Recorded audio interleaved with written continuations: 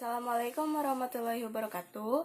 Perkenalkan, nama saya Maryam Hidayah dari kelas 11 IPS 5. Dalam pelajaran SKI, saya akan menjelaskan tentang berdirinya Daulah Abbasiyah.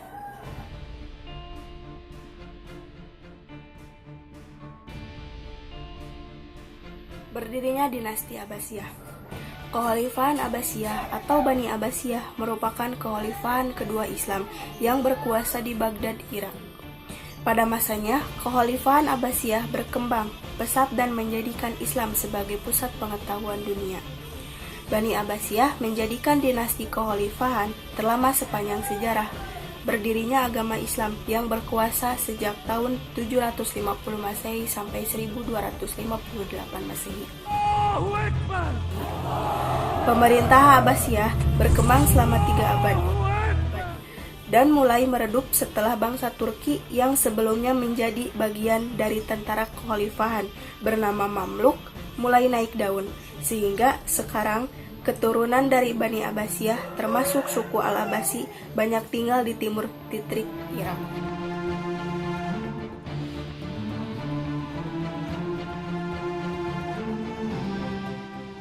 Awal berdirinya dinasti Abbasiyah. Dinasti Abbasiyah berdiri setelah mereka berhasil menaklukkan dinasti Umayyah. Keturunan Al-Abbas menjadi pendiri dinasti Abbasiyah, yaitu Abdullah Al-Saffah bin Muhammad bin Ali bin Abdullah bin Al-Abbas. Sejarah berdirinya dinasti Abbasiyah tidak dapat dilepaskan dari peperangan yang berdarah dan bergejolak. Pada awalnya, cicit dari Abbas bernama Muhammad bin Ali berkampanye untuk mengembalikan kekuasaan pemerintahan kepada keluarga Bani Hashim di Parsi ketika Umar bin Abdul Aziz masih memerintah. Pertentangan semakin memuncak pada masa pemerintahan Marwah II.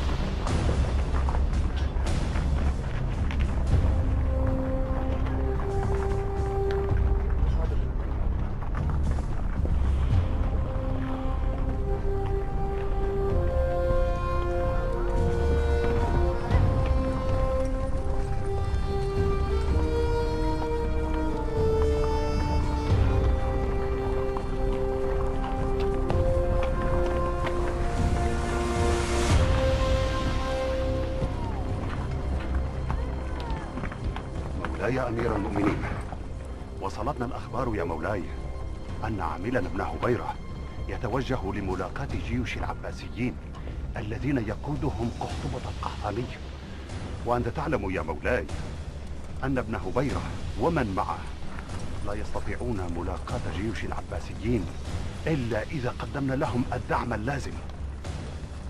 أمدوا عاملنا ابن هبيرة ب30,000.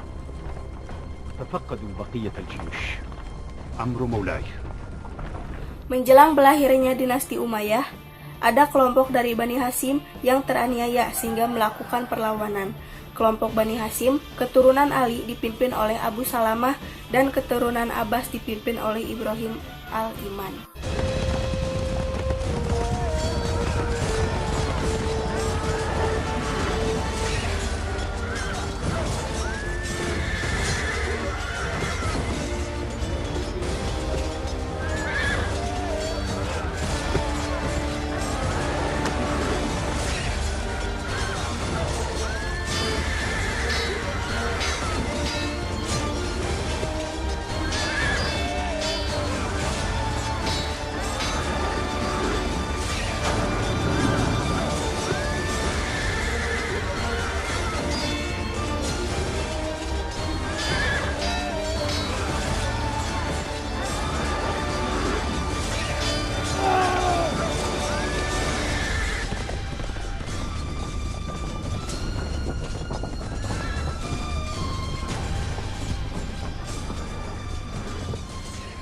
بالرأي يا مولاي انسحبوا إلى واسط.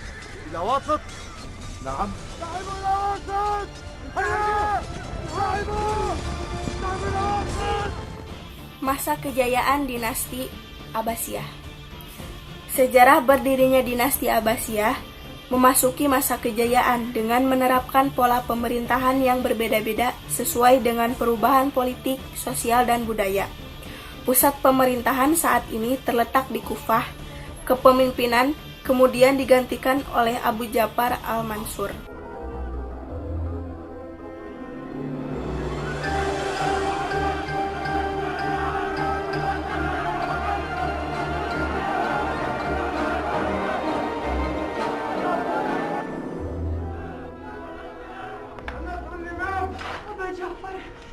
كنت أعلم أنك ستعود.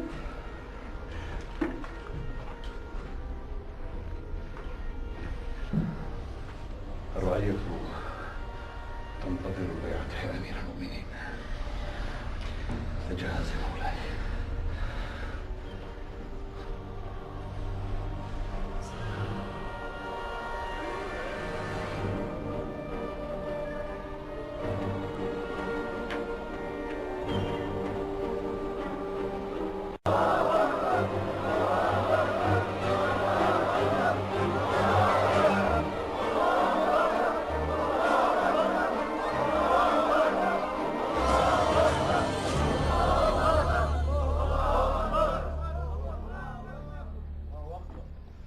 تفضلوا بالجلوس.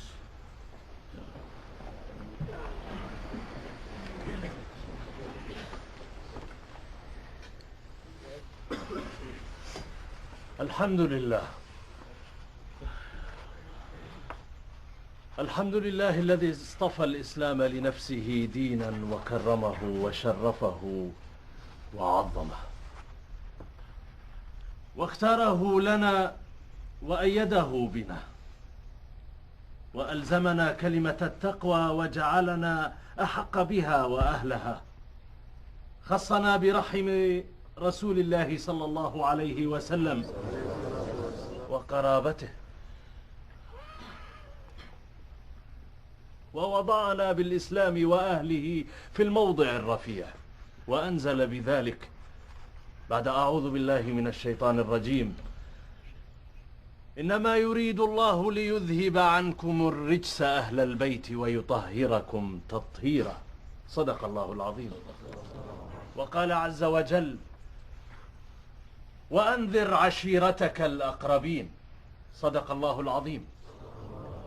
وزعمت السبابية الضلال أن غيرنا أحق بالرياسة والسياسة والخلافة منا، فشاهت وجوههم.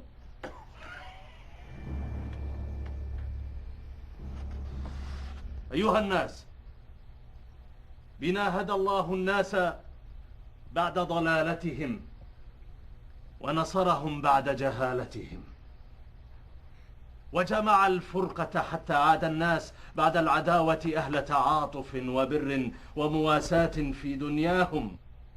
فتح الله علينا ذلك منة ومنحة بمحمد صلى الله عليه وسلم. فلما قبضه إليه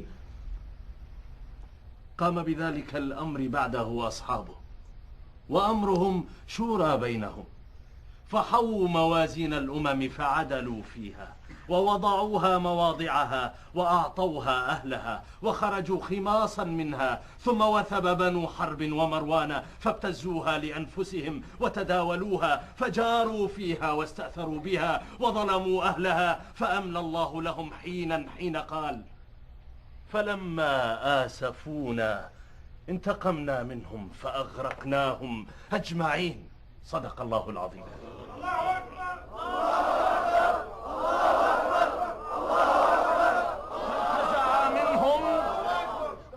فانتزع منهم ما بأيديهم بأيدينا، ورد الله علينا حقنا، وتدارك بنا أمتنا، وتولى أمرنا والقيام بنصرنا، ليمن بنا على الذين استضعفوا في الأرض، وختم بنا كما افتتح بنا. وإني لأرجو أن لا يأتيكم الجور من حيث جاءكم الخير، ولا الفساد من حيث جاءكم الصلاح، وما توفيقنا أهل البيت إلا بالله.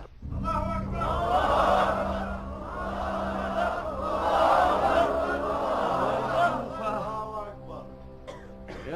الكوفة، أنتم محل محبتنا ومنزل مودتنا، وأنتم أسعد الناس بنا وأكرمهم علينا.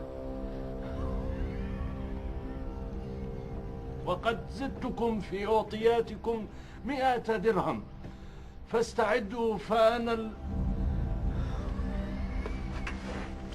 السفاح الهائج والثائب. الله أكبر.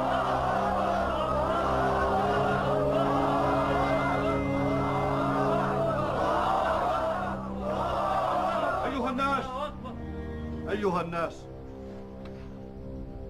الآن انقشعت حنادس الدنيا وانكشف غطاؤها، وأشرقت أرضها وسماؤها، وطلعت الشمس من مطلعها.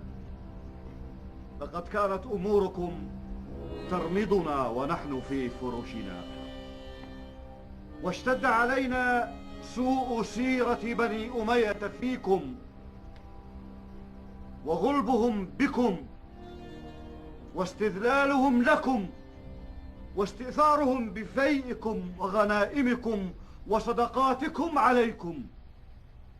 فقد آثروا في مدتهم وعصرهم العاجلة على الآجلة، والدار الفانية على الدار الباقية، فارتكبوا الآثام وانتهكوا المحارم وغشوا الجرائم. ولقد أبدلكم الله سبحانه وتعالى بمروان بن محمد، بهذا الشاب المتكهل المتمهل المقتدي بسلفه الأبرار الصالحين، الذين أصلحوا الأرض بعد فسادها بمعالم التقوى والهدى. الله أكبر. اعلموا يا أهل الكوفة، اعلموا أن هذا الأمر فينا ليس بخارج منا حتى نسلمه إلى عيسى بن مريم عليه السلام.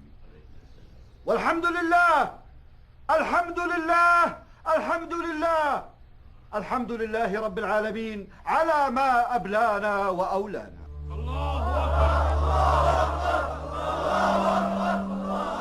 فذهب العباس إلى القصر، وسأخذ أنا البيعة عنه.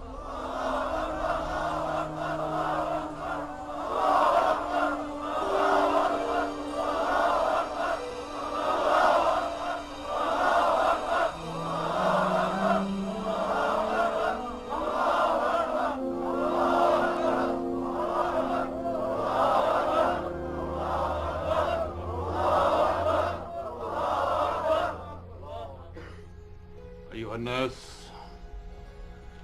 هلموا لمبايعة أبي العباس أميرا للمؤمنين.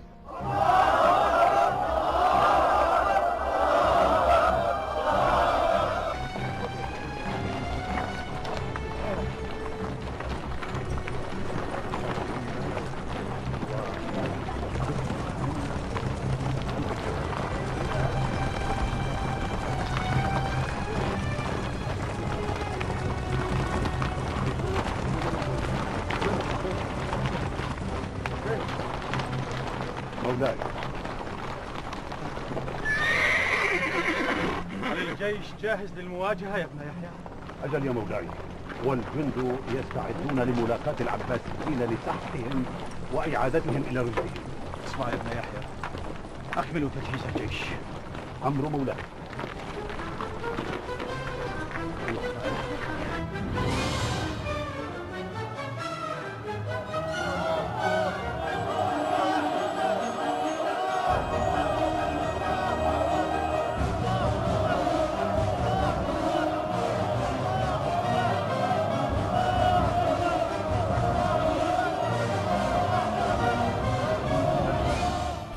Ia membangun kota baru yang diberi nama Baghdad, di mana terdapat istana bernama Madinat As-Salam.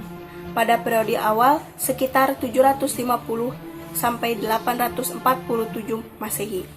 Kegiatan perluasan wilayah sudah diutamakan dinasti Abbasiyah dan membuat fondasi sistem pemerintahan yang akan menjadi panduan bagi kepemimpinan selanjutnya. Setelah Abu Ja'far, Abbasiyah dipimpin oleh Harun ar-Rasyid mulai 789 sampai 809 Masehi. Ia mendirikan perpustakaan terbesar pada zamannya bernama Baitul Hikmah, sehingga orang-orang terpelajar dari kalangan barat dan muslim datang ke Baghdad untuk mendalami ilmu pengetahuan. Setelah itu, Abbasiyah dipimpin oleh Al-Amin dan Al-Mu'min Al-Rasid, putra Harun Al-Rasid. Al-Mu'min memimpin sejak 813 sampai 833 Masehi dan memperluas Baitul Hikmah, menjadikan akademi ilmu pengetahuan pertama di dunia.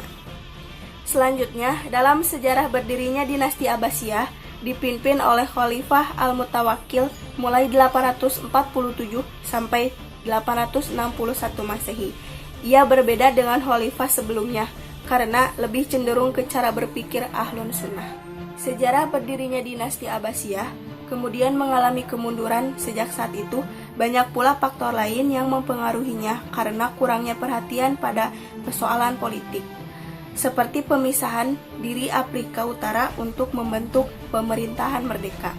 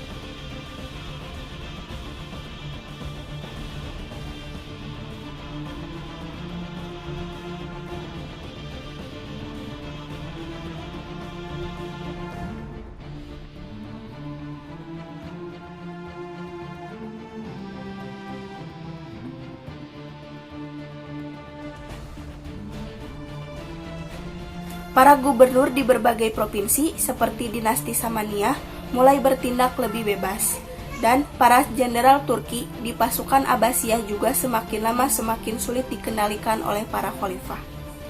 Kesulitan komunikasi antara pusat pemerintahan sulit dilakukan pada masa itu karena wilayah kekuasaan yang sangat luas. Bahkan tingkat kepercayaan antara penguasa dan para pelaksana pemerintah sangat rendah. Sejarah Perang Uhud juga terjadi setelah kekhalifahan Abbasiyah selesai dan menjadikan kekuasaan bercampur tangan serta menimbulkan berbagai perang seperti dalam sejarah Perang Badar. Sekian penjelasan dari saya, mohon maaf bila banyak kesalahan. Wabillahi taufiq wal hidayah. Wassalamualaikum warahmatullahi wabarakatuh. Allahumma sholli sholatan kamilatan wa sallim salaman taman ala sayyidina Muhammad